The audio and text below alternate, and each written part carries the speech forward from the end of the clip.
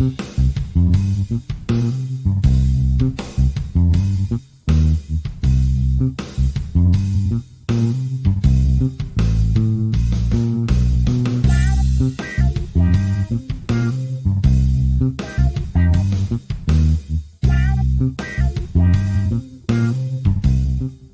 listener, and it is our great pleasure to present to you, our dear listener, Dire Straits. And we have the three of us here, myself being Sid, Graeme, who looks very good in vinyl, and Eddie, who you can't see now, is literally doing this from his closet. Apparently it gives him better reception that way. But on the serious note, we're talking about, I think, one of the better bands of the late 70s up to about the mid-80s, the English band Dire Straits. And I think when you're looking at Dire Straits, it had an important part to do with all of our growing up, because there's probably certain songs that relate to certain like life events, or we can remember where we first were and all that kind of thing. But if we probably summarise it, we're talking about a band historically that started in 1977. And yes, Mark Knoffler did have different bands and stuff like that prior to that. It's interesting to know that Mark Knoffler used to be a journalist before he actually became like a muso. And part of his reasoning for getting into the music is he felt like he had to follow his own calling. And I'm extremely glad that he has done so. I think that what happens during that golden period of Dire Straits is, particularly as the songs and the lyrics themselves become a little bit more complex, so does the listening enjoyment that goes with it. So again, it's our pleasure to talk about Dire Straits, and I might start off with Graeme. What was your introduction to Dire Straits? When did you first connect to them? When did you first find out about them?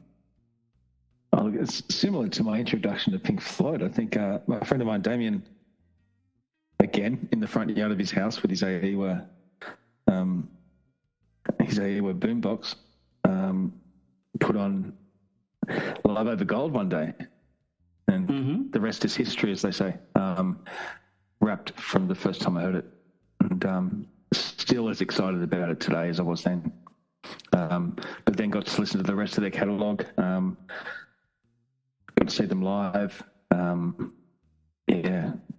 of the most influential bands I've ever experienced, insofar as my life goes. And it's been an absolute pleasure. Such a great album, Love Over Gold. I know there's only, I think, 5 tracks altogether, but 2 immediately come to mind because they're totally opposite to each other. Industrial Disease, which is a bit of a cheeky song at times, and Telegraph Road. And I think it's how many minutes is Telegraph Road? 14 and a half, thereabouts. 14 and a half, and it's the longest song, obviously, on the album, probably their longest song. It's still as relevant today as it was when they wrote it, or when Mark Knoffler wrote it. It's, if you ever get a chance, sit down and listen to the words and really listen to them. Industrial Disease, quirky, super quirky. Yeah, great. Out of the box song, and still as fun as it was back then as it now. It's just an amazing song, and what a fantastic album. No doubt about that. And that was a funny thing about that era that they went through. Even when you think about their prior album, they've gone away from the standard, let's put 10 songs on there, 3 or 4 minutes each kind of thing. But they're playing some tracks where they're up to 14 minutes, as you described. Some of them are less, but they're still lengthy tracks. Like if they were to be played on radio, they'd have to be trimmed down for the time. I don't think they really fussed about that kind of stuff. But Eddie, your first introduction to Dire Straits, how did that occur? Yeah, I was a little bit later to the party than Graeme. I didn't really get into Dire Straits until the Brothers in Arms album came out. That was everywhere. That was kind of like their most commercial album of all. I remember being at high school at the time, and a couple of people there were saying, "Oh, we're going to go and see Dire Straits," and I'd never been to a concert at all. So it turned out to be the first concert I've ever been to, Entertainment Centre. What a benchmark that is. Yeah, back in 87 or 88, somewhere around there. 86 maybe, Yeah, I think I was in year 10, year 11 or something. So, yeah. we all went off to the entertainment centre and saw Dire Straits. But in the lead up, I kind of got into their stuff a bit more. I sort of researched a few of the earlier albums, Love Over Gold particularly. Really, really amazing album. But the Brothers in Arms album has always sort of held a very special place because it was really the first thing I'd really listened to in depth and actually saw the band live. Quite an interesting concert too. It was the one that they televised here. We were in the audience for that night, and during the ad breaks, they were doing all this other stuff. They were playing like covers of other bands during the ad breaks, and then they'd stop and they'd say, "Yep, we're back to air again." So yeah, it was literally live on telly. Was it that kind of deliberate? When they suddenly realised they're about to go back on air after the ad break? They said, "Rightio, stop the song, bang, back to the concert." They say, "Yep, 30 seconds." You could hear it coming over the PA. You'd hear the announcement saying, "Yep, 30 seconds," and then they'd just stop and they'd prepare themselves, and then they'd come back on stage, and away they go again. So yeah, pretty. I thought that would have been super unusual for the band itself. To stop for live ad breaks. They did a heap of stuff in the ad breaks. I wish they had recorded that bit because it was amazing. Mm-hmm. They did Cure songs. They did AC/DC. They did like Highway to Hell. Eddie, you didn't have your iPhone there? No, I didn't back then. I think it was in for repair. What Apple recording devices did you bring? I think it was a reel-to-reel tape recorder, but it was confiscated at the gate, so I couldn't take it in. But yeah, first concert ever. So that's where I sit with Dire Straits. And the Brothers in Arms album, it was a very commercial album. That song "Money for Nothing" is, I think, one of their worst. It was so, when you were looking back at some of the other stuff they did and comparing it, I think it was just a cash grab, that song. I think it's one of their more misunderstood songs because it is a bit of a piss take, that song. When you hear some of the lines in it, I've seen an interview with Mark Knoffler where he was actually in a white goods shop and he was overhearing one of the guys in the shops talking about MTV, which was really big at the time. You've got to remember the era. Yeah.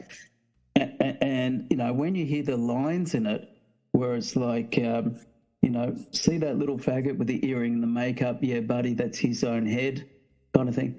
He's literally quoting the bloke who works in the shop, commenting to somebody else and doing all this kind of macho bravado type stuff. And Knopfler found it so fascinating. He said, "I've got to write this down." So when you do like money for nothing, I mean, that's another one of his quotes, like, you do this, you get your money for nothing and your chicks for free.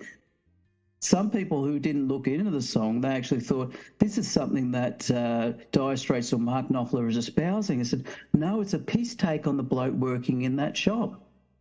He's virtually quoted him verbatim in a lot of the song.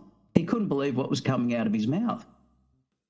Yeah, I think in hindsight, though, I don't think you'd get away with that these days. Yeah, I don't think we lose the sophistication and knowing when he's using that line that I quoted from before. It doesn't mean that he's endorsing it. He's poking fun at the type of person who could speak like that. Yeah, I think without a very solemn disclaimer, I think you'd have to explain it like you were talking to a 2-year-old to get away with it. So just to add a little bit to that, I think Knopfler, in a lot of his songwriting, he tends to tell stories about himself, but he replaces the names. So, for instance, Romeo and Juliet was actually a song about a love affair he had with someone, but obviously he changed it to Romeo and Juliet. It's actually a story about himself or something he lived through, and he does that in a lot of his songs. So, again, as you said, Sid, in that Brothers in Arms song, it was a real life experience where he's just changed things around. So, yeah. But getting back to Eddie's point, I think that's a little bit of what John Cleese once commented on when one of the Faulty Towers episodes got into trouble. if you remember the Majors character, Oh, yeah. where I think he referred to the West Indians as niggers, pardon me if I've got that quote wrong. And the line in itself in isolation is probably not a good thing to say, but what he was doing was poking fun at the attitude. And that's how you deal with those kind of like stereotypes of crappy attitude, is to present it and poke fun at it.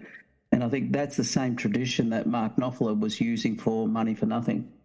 We got an email from South America. I can remember that. And didn't we get something like from Botswana? Yeah. And, to our Botswanan listener, thank you very much. Yeah. Hopefully you can pick up the Australian accent very well. If there's anyone else from Botswana, where would they send those emails, Sid? They would go to podnoname@gmail.com. I must make a note of that. They can address it to you. They can address it to me. We should have a bonus prize if they're able to identify what's the capital city of Botswana. And you didn't just tell him it's south of Europe. It is south of Europe, but I think for the first person not from Botswana who gets the answer right, gets a dinner and a massage from Eddie. That's first prize. What do you think? Oh, I'm happy to do that, yeah. And second prize was a night out with Sid, wasn't it? That's right, but the massage is not part of the package deal. Oh. That's third prize. You get the massage included with Sid. Well, we've got to think about Graham's role in this one. I was thinking of going back to. I always thought Mark Knoffler was an English teacher before he learned about Botswana. I had heard that. I had heard that he was a teacher. Yeah. I think his brother was a social worker, and I know Pick Withers. He was like a 10-year veteran already. He'd worked with people like Jerry Rafferty before they even got together. But he'd also worked with Mark in the Brewers Droop, a band around 73, 74. Mm-hmm. And I think the other guy... a band called Brewers Droop? Brewers Droop, I've heard that too. Yeah. And, ironically, that's a lyric in Industrial Disease. Yeah. And John Ilsley was... pretty sure he was just studying or something when they all got together. So I'm not sure what he was doing. He was always the super duper calm one in the band, though. Yeah, just a presence on stage, just did his job. Funny moves, but tall, lanky. You're watching from film clips and live videos from 77, 78. Fast forward to 86 and his moves hadn't changed. Yeah, and he's got to be thinking... exactly the same. Yeah, he's got to be thinking through the whole Dire Straits thing. How good is this? Oh, God, yeah. It was the bass player, was he, Ilsley? With the curly hair? Yeah, and he was also apart from obviously Mark Knoffler, the only band member who was there from Go to Woe, because they did have some lineup changes. So they actually had changes in drummer. So Pick Withers, you mentioned there at the start, was replaced by a Welsh bloke. Terry Williams. Terry Williams. After the... he replaced him after Making Movies. I think Pick Withers' last album was Making Movies, which was their fourth studio album. Yeah, and Terry Williams just walked in there and got a bigger drum kit, and he was great on stage. It's very interesting to know that, we're talking about Brothers in Arms, that there is very little drumming that he actually does in Brothers in Arms, because Knoffler wanted a more subtler kind of jazz feel on so many tracks. And that's where they got Omar Hakim playing.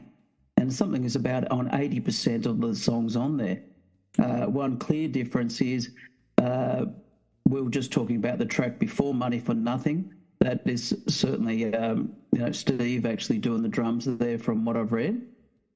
They've had changes in guitarists as well. Oh, yeah. So, when I'm talking about rhythm, so we obviously had Mark Knopfler's brother David to begin with. Yeah, I think David... David left the band due to differences with his brother. And it was during Making Movies. I might be wrong. And I've read the same thing where he's contributed to the album but was never credited on it. Correct. He wasn't credited. And if you look at the inside sleeve of the album, there's three of them there, but David's not there. Pictured. There's Mark, John, and Pick. which is pretty, I don't know. Yeah, but Pretty create the unfair, I think. differences, and then as brothers, you just wonder what really went down, because they've just almost like erased him from history on that band. But everything you read says he's contributed. What to what degree? I don't know. Yeah, he was in the recording sessions, and they didn't bring the new guy Hal Linz in actually for the recording. They brought him in for the tour of that happened afterwards. So they got another guy in, and his name escapes me at the moment. It'll come to me to finish the recording sessions. But there must have been a big blow up. Then their main guitarist, if I pronounce it, Hal Lines, an American.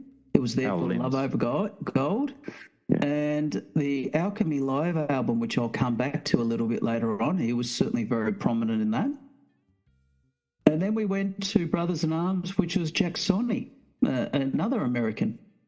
So, and also I should point out, keyboardist and pianist who came along during the band as well. So The guy's name that came in on rhythm guitar after David and Mark had their problem, his name was Sid McGuinness. And I think he finished the recording of the album on rhythm guitar for making movies. And then they brought in Hal Linz after that to do the tour of, I think it was North America, Europe, and Australasia. I wanted to pause and talk about the album Alchemy, because I asked both of you, when was your first real introduction to Dire Straits? And for me, it was staying at home one night. It was a Saturday night. I remember it being summertime, and something like 10 o'clock at night, they started to do this thing where they'll be showing like live or recorded live concerts of various shows. And at that stage, I've heard of Dire Straits without knowing too much about them. And it was the Dire Straits Alchemy show. And I could not keep my eyes and ears off what I was watching. I thought, this is just at another level. And I thought, this is just absolutely brilliant. I remember watching at the time when I first started, nobody was home, but then people started coming home at the time, and I was like, hey, come watch this, Mum. I remember Mum came home, was like, don't come watch this, you'd be really into this as well, kind of thing. My mother remained like a Dire Straits fan right up to her death, and there was even something that we played at a funeral that was Dire Straits related, to give you a bit of an idea. But I don't think my brothers were as much into them as what I became. But Your brothers in arms? Not my brothers in arms. That's a different point. But I can still remember the next day going to the record shop, which even dates it as well, just saying, I saw this concert. I think it was called Alchemy, Dire Straits. Does that make any sense to you? Can I buy it? And they said, oh, yeah, absolutely. And I said, you're lucky. And I said, why am I lucky? Apparently, I arrived like half an hour after the place arrived. They had 10 copies, and I was just buying number 10. So there were so many other people in the area who saw it and said, right, I want to snap this up straight away. This is some incredible stuff. I like how you say, I went to a record store, and that really dates it. I mean, who remembers record stores? They used to be the place to be in Nowra. Oh. And just to shuffle through what even like the records look like, and the various sleeves, and some of them being very interesting. And I like the idea of where you could actually, one or two that I used to go to a listening area where you'd be able to listen to a couple of tracks as well. But I was already convinced I wanted that album. After listening to that, I can remember, asking myself, well, what about some of their other stuff? This is their live material. And I think after that, the timing of that one, Brothers in Arms, had not come out yet. But I think I picked up their first and second album straight, fairly soon afterwards, and gave that a really good listen to. And I like the groove. I like the fact is that you sometimes had to pinch yourself. Like at times they sounded rather American, even though they were a British band. They certainly had that groove about them. There was a sophistication and a fun about it that I really loved. And I just thought, like, wow, where have these guys been hiding? They're just that good. Then you move it forward a few years, and Brothers in Arms became unique. I actually bought that one in vinyl, but it became the first album, so to speak, sold on CD to sell more than 1 million copies. Just to give you an idea of that album's popularity. And CD was a relatively new thing, but that was the first one to sell like 1 million. I forgot the exact figures, but it sold like a hell of a lot. I cannot remember the reason why I could not go to that concert that you referred to, Eddie, like the one in Sydney. I ended up watching it on the telly instead. I can't remember what happened. I kicked myself for not going. I think that was them at like the zenith of their career, where I think everything just aligned. I think musically they were great. They were on top of the world. Even when you describe how they're having a bit of fun during the ad breaks and stuff. I think like it was that. your confinement bracelet that prevented you from going to the very possible concert. What happened to that? It's still in Botswana. Okay. Yeah. And is it beeping? It's possibly it's one country that I think still has an extradition treaty with Australia, so I've got to be careful about what I say right now. How far away from school entrances do you have to stay these days? You can't answer it. Oh dear. If you can't say anything for legal reasons, then just move on to the next question. There's a lot of government changes recently, so he's not quite sure of legislation. Okay. Yes, for anyone who has no sense of humour, with my job, I do have to pass a regular working with children check, which I do with flying colours every single time. As do I. Anyway, I just thought I might add that one in. Unfortunately, I do too. It's just it's a thing these days. I think everybody has to pass that test. So yeah, I'm glad there's safeguards there, because now that you've passed the test, there's no possible way anything could happen. Well, I actually have to do a regular 12-month criminal check as well. That's part of my job as well. Eddie raises a I do point, too. and I'm just glad that we're employing much more public servants. It's so good for the country. But let's get back to the topic. Sid? What was the topic? Yeah, I remember. Dire Straits were initially known as, I think, the Cafe Races. I knew that. Yeah. That's well documented. They formed in 1977, I believe. Mm-hmm. They recorded a 5-track demo which had Sultans of Swing, Down to the Waterline, and Water of Love. I know that. I'm not sure what the other 2 songs were. Oh, I love that song, Water of Love. Yeah. They took the demo to MCA Records, and they were knocked back. It feels like a dumb you-know-what right now. I'm sure that's happened in history quite a lot. They then went to a DJ who was working on BBC Radio. He had a show called Honky Tonk, which probably wouldn't go that well these days as well. Doesn't mean there are honkies on it. Yeah, I know. They only went there pretty much for advice. They didn't go there trying to get anything. He then played Sultans of Swing on his show, and 2 months later they had the recording contract with Vertigo Records. And again, the rest is history. They were onto a good thing, weren't they? Yeah. And I think all the albums I've got of theirs, I just love opening them up, pulling out the vinyl and seeing Vertigo Records. Just it's synonymous with Dire Straits for me. It's always surprises me there's some labels there who turn down bands who become massive later on. Yeah. And you just wonder what was going through their mindset like. And there's some other labels that says, oh, yeah, I can see the potential there. And then they can see the potential is huge. The only thing with Dire Straits is from a worldwide point of view, they were probably a bit of a slow burn. But once the world woke up to them, I think it was a bit like you heard one song, you heard one album, and you just wanted to listen to the rest. Like, are there anything as good as the one I'm listening to now? One of the more interesting things is this is during that Sydney tour they had in 1986. Because Money for Nothing was the album that introduced a lot of people in Australia to them, that was a gateway for people to listen to other albums. So during that tour, they subsequently had, and this is when the top 40 actually meant something, they had Brothers in Arms in the top 40, but they also had all their previous studio releases in the top 40 at the same time, as people are realising there's something very good about their back catalogue here. The Brothers in Arms album was very much a gateway thing for me. It got me into them. And because we're going to our first concert, I thought, I really need to listen to a few of the older songs and see what they're going to play on the night. And Went to Alchemy, which is it's probably my favourite. The live Alchemy album. Going to the concerts, just an interesting story is I slept overnight at Roseland Shopping Centre on the top floor car park out the front of the Ticketek office to get tickets for this concerts in Sydney at the Entertainment Centre. I thought you were going to say that you slept there and figured out it was the wrong venue. No. I got lucky. Groupie, wrong band member? I'm just going to say, like, one of the greatest things, the people in the queue, and there were hundreds, trust me, they were all awesome people. They were just the nicest people I've ever met. We had the best time.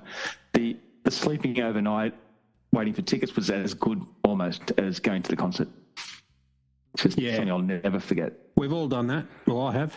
We've lined up overnight for tickets. You do. You meet some interesting people in those overnighters, don't you? The ones that got there first, you always talk to them. Yeah. And then the ones behind you go, we're in front. Sadly, it's something that our kids will never experience because it just doesn't exist anymore. Everything's all online. They do it online. Yeah. And the worst thing is you can still end up with shit seats. Yes.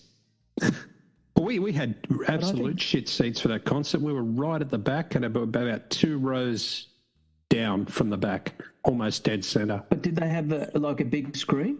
Oh yeah, they had screens either side, and but looking at Knoffler on stage, he looked like an ant. We were that far away. Mm-hmm. But the sound was good, and the screens were amazing, and it was just such a spin out being there, seeing this band that you'd watched on MTV and on Rage. Amazing.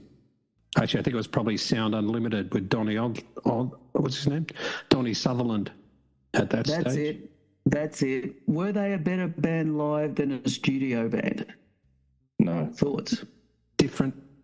Totally different, yeah. Certainly the songs didn't sound as polished live. Mm-hmm. But were they better? From the samples of the 2 main live albums that they have? In hindsight, probably not live. Live production's never going to produce the same as you'll get even with a live recording that's then re-engineered and remastered. Look, it was the atmosphere. It was sort of being there and listening to these songs live that you hear on the radio and on telly. Amazing experience. And to see a band like that as the actual first concert you've ever been to, it was pretty amazing. If you just look at this sample, I've seen them live on German TV, and they did a concert there. There's live on the BBC, and I've got a CD of that one. The Sydney concert that we refer to, the Alchemy concert. I know there's a few other examples. And to me, yes. Sid, before you go on, can you just explain to the younger listeners what a CD is?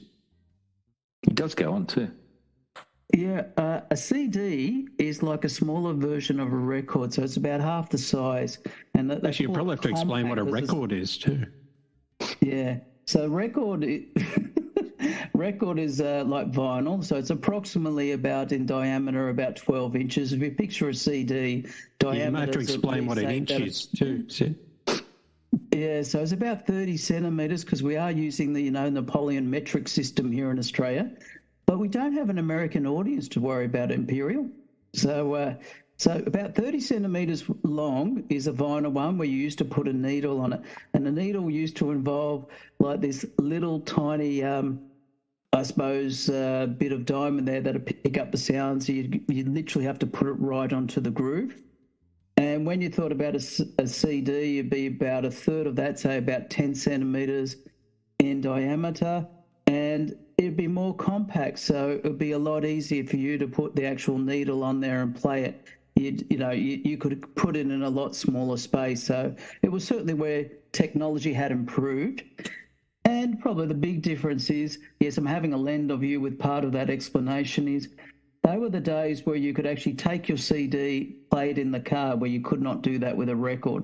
Can I just make sure that we don't ill-inform any of the younger listeners or listener? Let's not call it a needle, we'll call it a stylus, and it's actually attached to a cartridge. So I had to simplify it down, you see. I was certainly encouraged to do that by Graeme, and it was becoming quite a test there after a while. They were quite expensive back in the day too, those little cartridges, Graeme. I remember stuffing one by trying to play the Led Zeppelin album backwards, try and listen to the satanic messages in it, and being at the end of my father's rage because I'd ruined his stylus. I can imagine. Damn right. I had to pick up a new stylus for my old Luxman PD 502, and it was $135. Holy crap. Wow. The Audio Technica ones wouldn't fit on it, apparently, this Luxman, Germans. It needed a specific one. Yeah. So, anyway. And again, that was wrecked by one of my beautiful sons. Not playing anything backwards, but just by dragging it across a vinyl LP. Yeah, we'll be talking more. So in that explanation of what an album is and a record player and so on, is it safe to say that the vinyl method is a more mechanical version compared to the CD, which is still mechanical, but there's no parts that actually come in contact with the disc, so there's less chance of damaging the disc? Well, nothing like physical, like we're talking about the stylus and the needle, but you do have, like, I suppose in a sense, like it's like a laser or a bit of light there that does actually read what's happening. However, this is just a personal thing. When you play the vinyl, you compare it to the CD, the traditional thing about the vinyl, before the music hits, you always get that little bit of crackle. Yeah, the crackle. And which was always nice. And then it used to provide a little bit more environment, a little bit more atmosphere, particularly on things that were live. You could pick up those subtleties way better than on a CD. So CD was great. Like, you could play it umpteen million times and it wouldn't get scratches on it. Graham's still crackling regularly. Oh, I'm very snap, crackle and pop even in the afternoon and evening, isn't it? I'm actually crackling right now. You're crackling right now. I can see why you're sitting down. I could understand that. Very much so. It's the end of part 1 of our Dire Straits episode. Join us next week for part 2. If you'd like to contact any of us, you can drop us an email at podnoname@gmail.com, or you can get us on our Facebook page, facebook.com/podnoname, or @podnoname. If you feel sorry for us and you'd like to donate some money so we can keep doing this podcast, you can get us on our Patreon page. It's patreon.com/podnoname. We hope you enjoyed this episode. Come and join us next week for part 2.